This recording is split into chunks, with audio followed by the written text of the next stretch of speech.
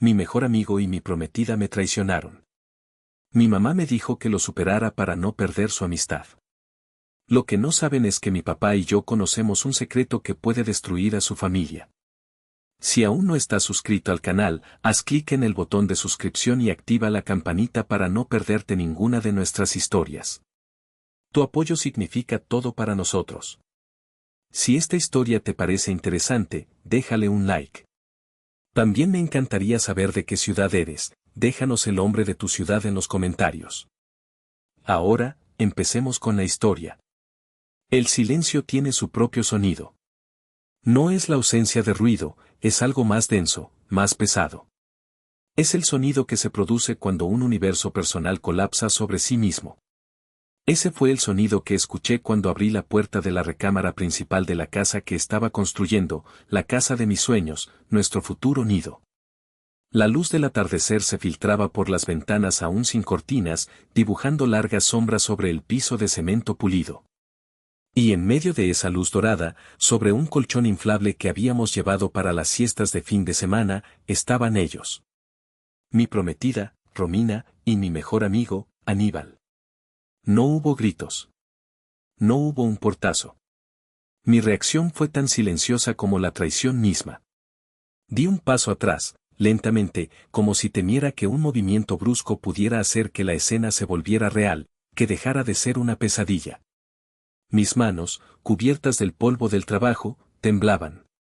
Cerré la puerta con una suavidad que me sorprendió a mí mismo, y el clic de la cerradura fue el punto final de mi vida anterior. Me di la vuelta y caminé, dejando atrás el esqueleto de una casa que de repente se sentía como una tumba. Para que entiendan por qué ese silencio fue más aterrador que cualquier grito, tienen que entender quién era Aníbal para mí. No era mi amigo. Era mi hermano. El hermano que la vida me dio. Nos conocíamos desde que teníamos 7 años, cuando su familia se mudó a la casa de al lado. Crecimos juntos, compartiendo todo, los raspones en las rodillas, los secretos de la adolescencia, los sueños de comernos el mundo. Recuerdo una vez, en la secundaria, cuando un grupo de abusones me acorraló. Yo era más bien flaco y tranquilo, ellos eran 3. Antes de que pudiera pensar, Aníbal, que siempre fue más corpulento y lanzado, se plantó frente a mí. Si se meten con él, se meten conmigo, dijo. Ese día terminamos con un ojo morado cada uno, pero salimos de allí riéndonos, sintiéndonos invencibles. Cuando mi abuela, la mujer que prácticamente me crió, falleció, no me separé de su lado en el hospital durante 3 días.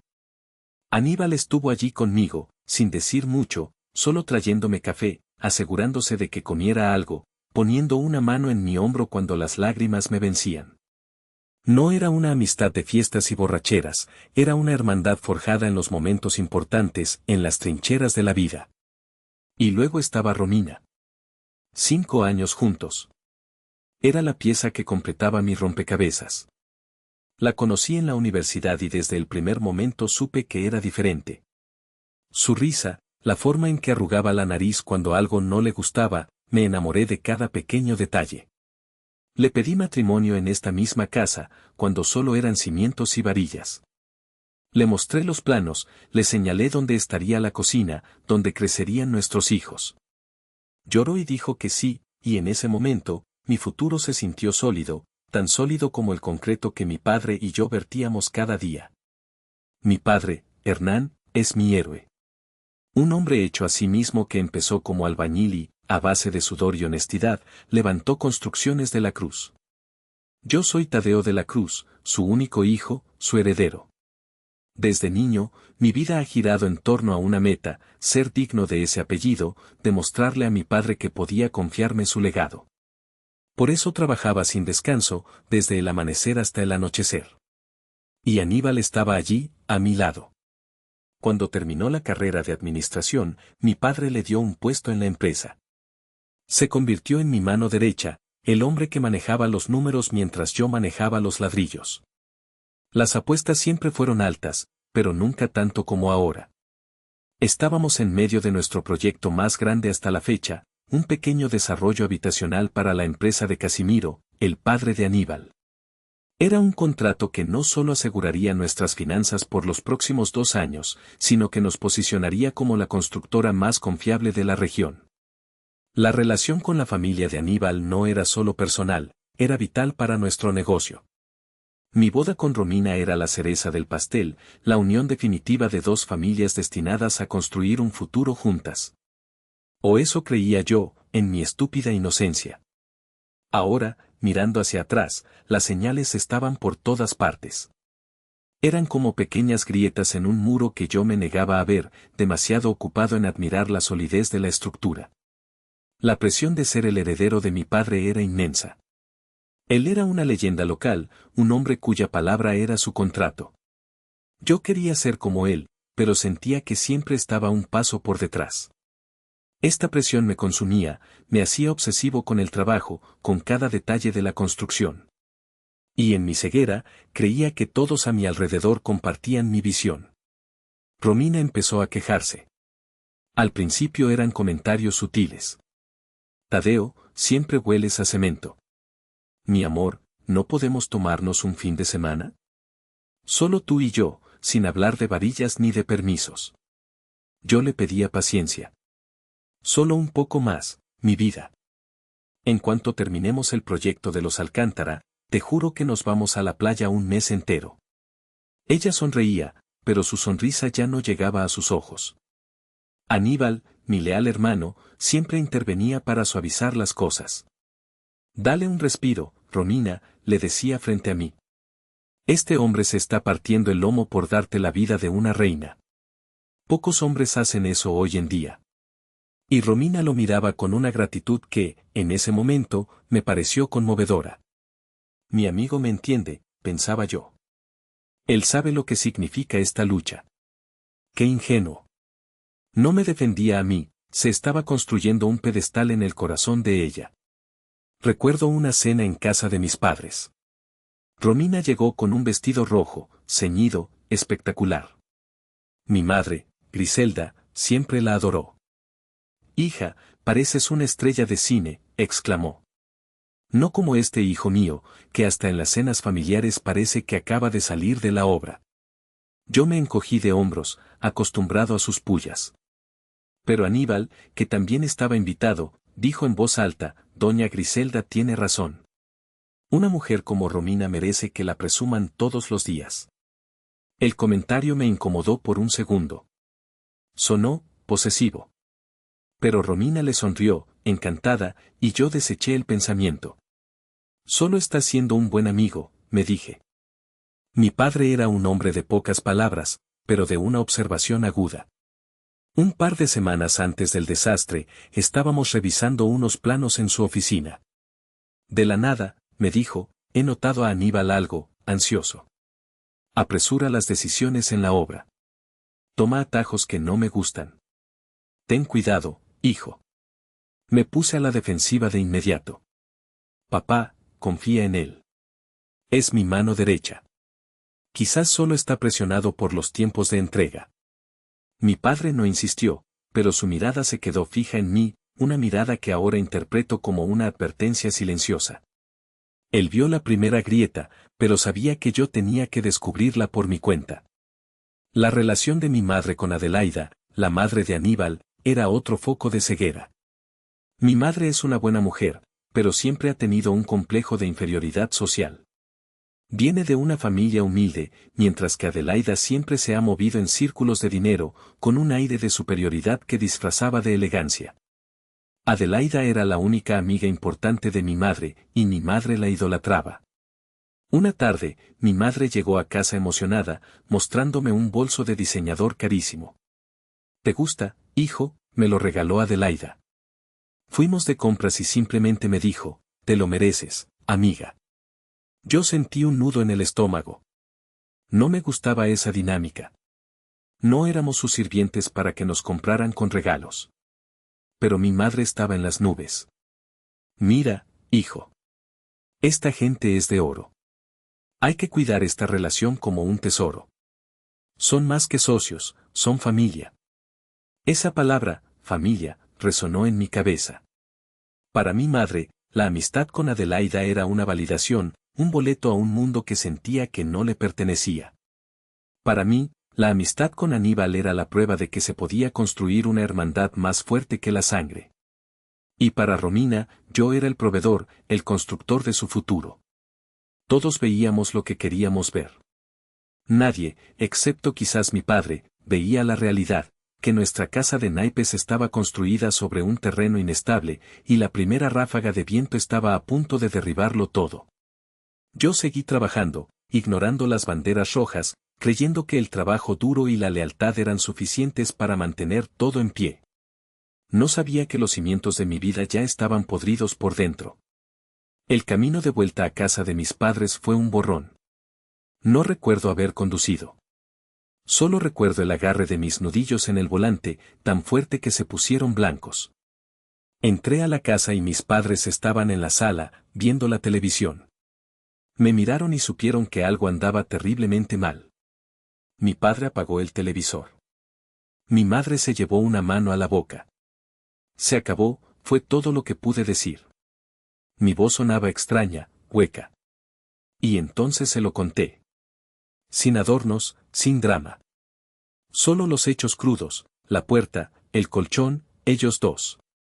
La reacción de mis padres fue un espejo de sus personalidades.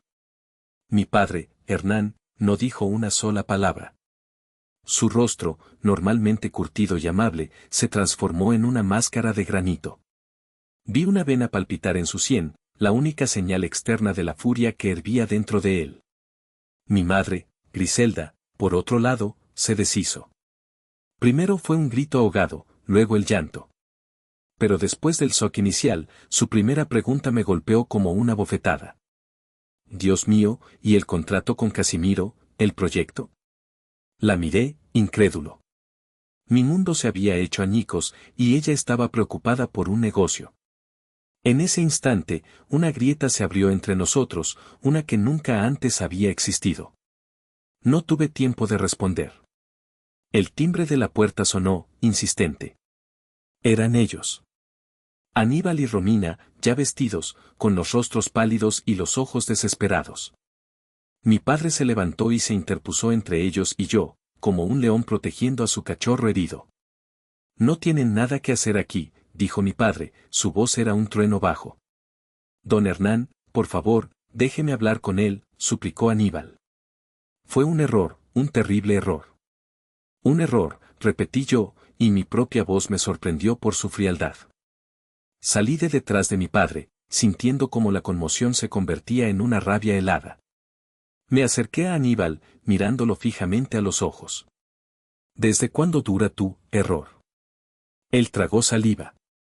Romina empezó a sollozar. Tadeo, yo. Contesta, le grité a Aníbal, y por primera vez mi voz se quebró. Él desvió la mirada. 6 meses. 6 meses. Medio año. Mientras yo trabajaba bajo el sol para construirles una vida, ellos se revolcaban a mis espaldas. Mientras yo le contaba mis sueños, él se reía de mí. Mientras yo le juraba amor eterno, ella gemía el nombre de otro. La imagen de todas sus interacciones recientes pasó por mi mente como un relámpago, sus miradas cómplices, sus defensas mutuas, sus mentiras. Todo encajó. Aníbal intentó acercarse, poner una mano en mi hombro. Hermano, déjame explicarte. La palabra hermano fue la chispa que encendió la pólvora. Exploté. Todo el dolor, la humillación y la rabia se concentraron en mi puño derecho. Lo lancé con toda la fuerza de mi traición. Pero antes de que pudiera impactar en su rostro, una mano de hierro me detuvo en el aire. Era mi padre. Su agarre era firme, inquebrantable. Adentro, Tadeo, ordenó, sin apartar la vista de Aníbal. Su mirada era tan letal que Aníbal retrocedió un paso. Ustedes dos, lárguense de mi casa. Y no se atrevan a volver. Cerró la puerta en sus caras. Me quedé allí, de pie en medio de la sala, con el puño todavía en el aire, temblando de una furia impotente. Mi padre me soltó. No me dijo cálmate ni todo estará bien. Solo me miró con un profundo dolor en sus ojos, el dolor de un padre que ve a su hijo roto. Esa noche no dormí. Me encerré en mi cuarto, pero la oscuridad no trajo paz, solo imágenes. Imágenes de ellos juntos, riendo, besándose. La rabia inicial dio paso a un veneno más lento y doloroso, la humillación. Me sentía como el último idiota del planeta. ¿Cómo no me di cuenta? ¿Tan ciego estaba? La pregunta inevitable comenzó a torturarme: ¿en qué fallé? Quizás si hubiera sido más detallista, más romántico, como Romina quería. Quizás si no hubiera estado tan obsesionado con el trabajo. Luego, la comparación, el peor de los tormentos. ¿Qué tiene ese cabrón que no tenga yo? Aníbal siempre fue más carismático, más sociable. Yo era el constructor silencioso, él era el encantador de serpientes. ¿Era eso lo que ella quería, un hombre que le susurrara mentiras al oído en lugar de uno que le construyera un hogar con sus propias manos? Me sentí despojado, no solo de mi prometida y mi mejor amigo, sino de mi propia masculinidad. Había fallado en lo más básico, proteger lo mío, ver la amenaza que crecía en mi propia casa. La traición no solo me rompió el corazón, me hizo dudar de cada fibra de mi ser. Los días que siguieron fueron un infierno gris. El dolor era una presencia física, una opresión en el pecho que me dificultaba respirar. Pero el verdadero campo de batalla no estaba en mi corazón, sino dentro de las paredes de mi propia casa. Mi madre, Griselda, una vez que superó el shock, inició una campaña de desgaste psicológico que casi me destruye por completo. Comenzó sutilmente. Me traía un té a mi cuarto y se sentaba en el borde de mi cama. Hijo, sé que te duele, decía con voz suave. Pero tienes que ser fuerte. Piensa en el negocio. Tu padre ha trabajado toda su vida por él. Al principio, intenté explicarle. Mamá, esto no se trata del negocio. Se trata de lealtad, de respeto. Ella suspiraba, como si yo fuera un niño que no entendía el mundo de los adultos. La presión aumentó. Aníbal y Romina me bombardearon con mensajes y llamadas que ignoré. Pero empezaron a trabajar a través de mi madre. Un día, llegué a casa y la encontré hablando por teléfono en voz baja. Cuando me vio, colgó rápidamente. Era Adelaida, dijo, sin mirarme a los ojos. Está destrozada. Dice que Aníbal no come, que está arrepentidísimo. Qué bien por él, respondí con sarcasmo. Fue entonces cuando la sutileza terminó. Tadeo, por el amor de Dios, exclamó, su voz subiendo de tono. Deja de ser tan terco, los hombres cometen errores, ¿vas a tirar por la borda una amistad de toda la vida y un negocio próspero por un simple desliz? Desliz, la confronté, sintiendo cómo la sangre me hervía en las venas. Mamá, se acostó con mi futura esposa en la cama que yo mismo estoy construyendo, durante 6 meses, ¿te escucha siquiera? Pero tienes que pensar con la cabeza fría, insistió ella, sus ojos llenos de una desesperación que no era por mí, sino por ella misma. Y piensa en el negocio, en tu padre. Adelaida es mi única amiga de verdad en esta ciudad, ¿quieres que me quede sola? Esa fue la clave. Su miedo. Su egoísmo. No le importaba mi dolor, le importaba su estatus social, su amistad superficial con una mujer que la manipulaba. La discusión se volvió un círculo vicioso que se repetía cada día, dejándome exhausto y cada vez más aislado. Mi padre intentaba mediar. Griselda, déjalo en paz. El muchacho necesita tiempo. Pero ella no lo escuchaba. En medio de esa niebla de manipulación, apareció un faro de luz. Isidro, el ingeniero jefe de la constructora, un hombre que trabajaba con mi padre desde antes de que yo naciera. Un día, me encontró solo en la obra, mirando la casa a medio construir con el alma en los pies. Se acercó, se quitó su casco polvoriento y se paró a mi lado. Patrón, dijo con su voz rasposa. Con todo el respeto que usted y su padre me merecen, tengo que decirle algo. Yo vi crecer a ese muchacho, a Aníbal. Lo vi mirándolo a usted por años. Y esa mirada, nunca fue de admiración. Siempre fue de envidia. Envidia de su apellido, de su futuro, de la confianza que don Hernán le tiene. Tenga cuidado, porque la envidia es peor que el odio. Las palabras de Isidro fueron como un vaso de agua fría en la cara. Me dieron la validación que necesitaba desesperadamente. no estaba loco.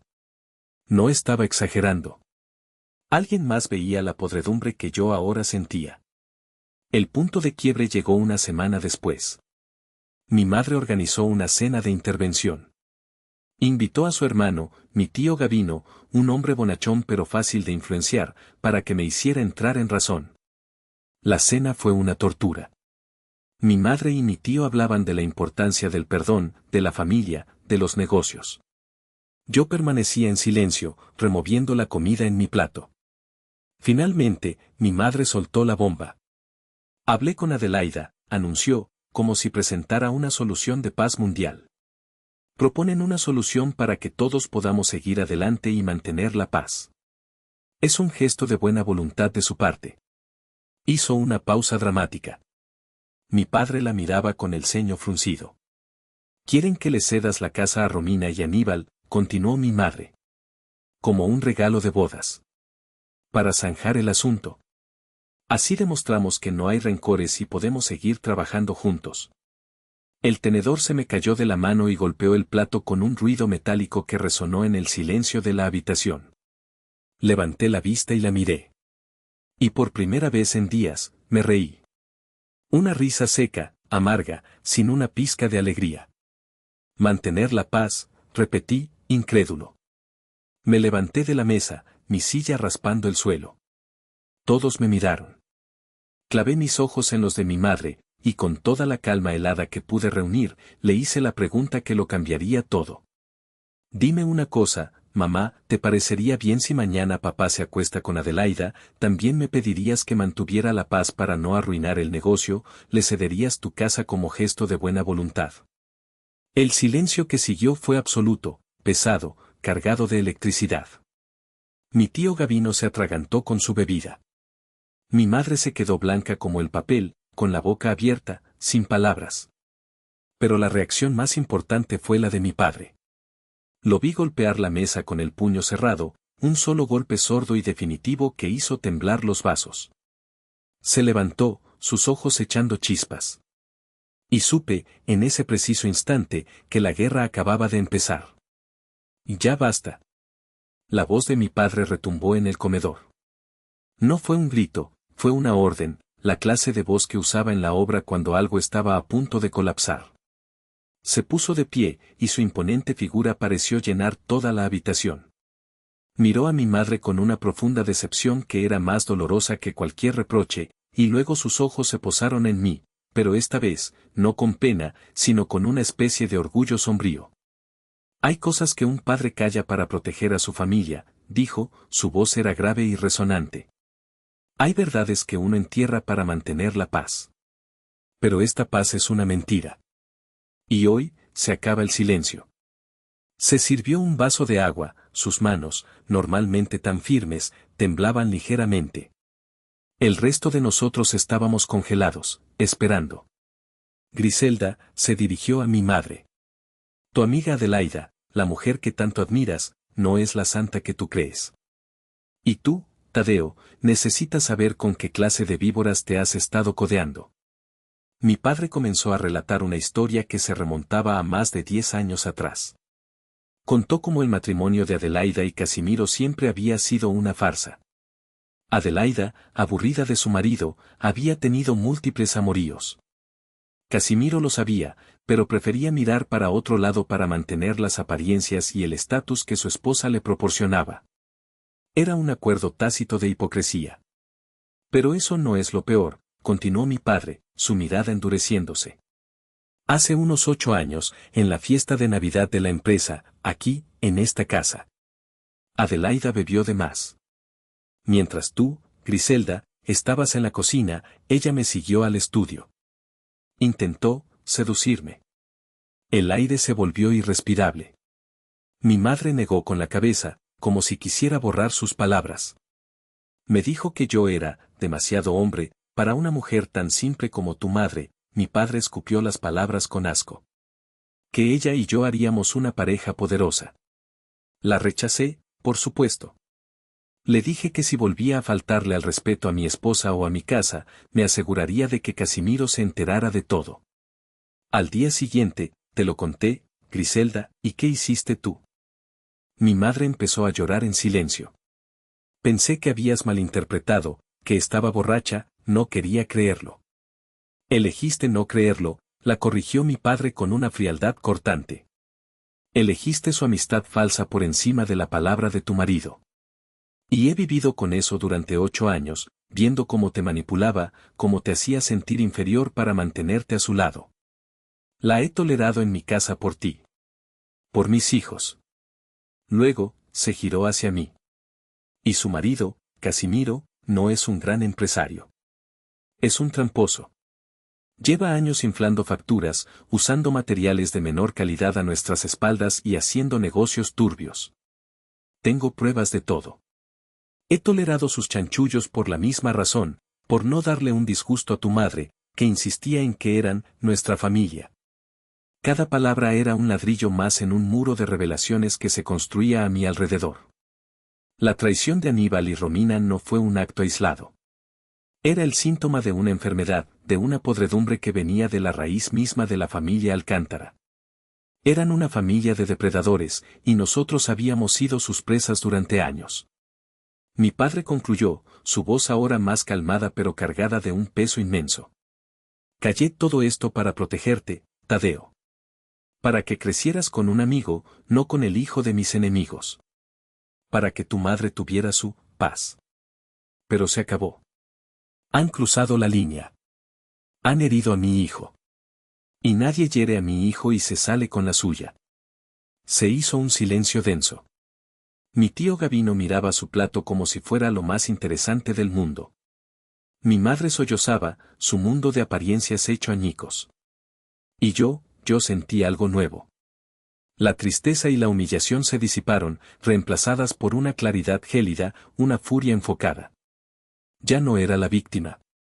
Entendí que esto ya no era una simple historia de cuernos. Era una guerra. Y mi padre acababa de darme todo el arsenal que necesitaba para ganarla. Después de que mi tío se fue, con la cola entre las patas, me quedé a solas con mis padres. Mi padre se sentó a mi lado, en silencio, un gesto de apoyo incondicional. Fui yo quien rompió el silencio, dirigiéndome a mi madre. ¿Por qué?, le pregunté, mi voz sin rastro de ira, solo una profunda y agotada curiosidad. ¿Por qué eras tan ciega, mamá? Ella se derrumbó. Entre sollozos, confesó todo. Su miedo a la soledad. Cómo Adelaida la hacía sentir importante, incluida. Cómo sentía que, sin esa amistad, volvería a ser la pueblerina sin clase que Adelaida le había hecho creer que era en el fondo.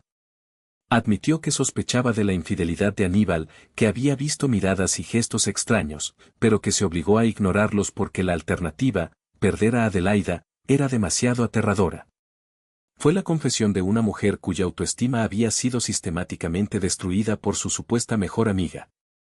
Por primera vez, sentí lástima por ella. Pero la lástima no era suficiente. El daño estaba hecho. Miré a mi padre. Papá, dije, y mi voz era firme, la voz de un hombre que ha tomado una decisión. Es hora de sacar la basura. Mi padre asintió lentamente. ¿Qué tienes en mente, hijo? Voy a darles la soga para que se ahorquen solos, respondí. Al día siguiente, puse mi plan en marcha. Llamé a Adelaida. Usé un tono de voz quejumbroso, el de un joven derrotado. Le dije que necesitaba hablar con ella, que mi madre me estaba volviendo loco y que quizás ella tenía razón, que debía pensar en el negocio. Le propuse vernos en un café tranquilo, solo para que me dé un consejo. Ella aceptó de inmediato, su voz goteando una falsa compasión. Nos sentamos en una mesa apartada. Antes de que llegara, activé la grabadora de mi teléfono en el bolsillo de mi chaqueta. Comencé la conversación mostrándome débil. No sé qué hacer, Adelaida. Mi vida está arruinada. Ella cayó en la trampa como una mosca en la miel. Comenzó su discurso, una mezcla de consuelo hipócrita y manipulación maestra. Y yo la guié, con preguntas inocentes. Es que, no entiendo por qué Aníbal haría algo así, dije, fingiendo confusión. Ay, Tadeo, suspiró ella. Los muchachos son así. Y Romina es mucha mujer. A veces, un hombre como tú, tan enfocado en el trabajo, la descuida. Aníbal solo estuvo allí para consolarla. ¿Usted lo sabía?, pregunté, con un hilo de voz. Hubo una pausa. Bueno, una madre intuye las cosas, dijo, evasiva. Pero son cosas de ellos. Lo importante es el futuro, el negocio. Tu padre y Casimiro son un gran equipo. Y tú y Aníbal, bueno, el negocio de tu padre es nuestro futuro, el de ambas familias. Seguí presionando, haciéndome el tonto. Pero mi mamá está muy dolida conmigo. Cree que estoy siendo egoísta. Y entonces, Adelaida cometió el error final. Se rió, una risa condescendiente. ¡Ay, tu madre! Griselda es una buena mujer, pero muy simple. Siempre ha sido una pueblerina con suerte. Tienes que entenderlo, Tadeo. Ella no está a nuestro nivel. Solo era mi amiga porque me daba lástima. Un hombre como tu padre merecía algo mejor que una arrastrada como ella. Bingo. Tenía lo que necesitaba. Me levanté abruptamente. Gracias por el consejo, Adelaida. Ha sido muy esclarecedor. Su sonrisa se congeló al ver la expresión de mi rostro. Ya no era el joven derrotado. Era el hijo de Hernán de la Cruz. Llegué a casa. Mi madre estaba en la sala, con los ojos rojos e hinchados. Empezó a decir algo, probablemente otra defensa de su amiga. No la dejé hablar. Saqué el teléfono de mi bolsillo, le di al play y lo dejé sobre la mesa de centro. La voz de Adelaida llenó la habitación. Clara, nítida, goteando veneno. Pueblerina con suerte, no está a nuestro nivel, me daba lástima, un hombre como tu padre merecía algo mejor que una arrastrada como ella. El rostro de mi madre pasó del shock a la incredulidad y finalmente a una furia pura y primal que nunca le había visto. El llanto se detuvo. Sus ojos se secaron y se convirtieron en dos brasas ardientes. Vio como su mundo, construido sobre la validación de esa mujer, era una mentira podrida. Mientras la grabación terminaba, mi padre, que había escuchado todo desde el umbral, entró en la sala. No miró a mi madre. Me miró a mí, y luego cogió su teléfono. Marcó un número. ¿Ernesto? Habla Hernán de la Cruz. Sí, el abogado. Necesito que prepares los papeles. Vamos a rescindir un contrato. La guerra había comenzado. La ofensiva fue rápida y brutal, ejecutada con la precisión de un cirujano. Al día siguiente, a primera hora, el abogado de mi padre envió una notificación formal a Empresas Alcántara. Rescindíamos el contrato del desarrollo habitacional, invocando una cláusula de prácticas fraudulentas y conflicto de intereses que atentan contra la buena fe del acuerdo. Adjuntamos un dossier compilado por mi padre durante años, facturas infladas, informes de materiales de baja calidad, testimonios de proveedores. Era una bomba atómica legal. El efecto fue devastador para ellos. El proyecto era su principal fuente de ingresos y lo habían financiado con un crédito bancario considerable, usando sus propiedades como aval.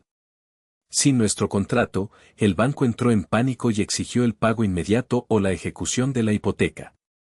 De la noche a la mañana, la familia que se creía intocable estaba al borde de la quiebra.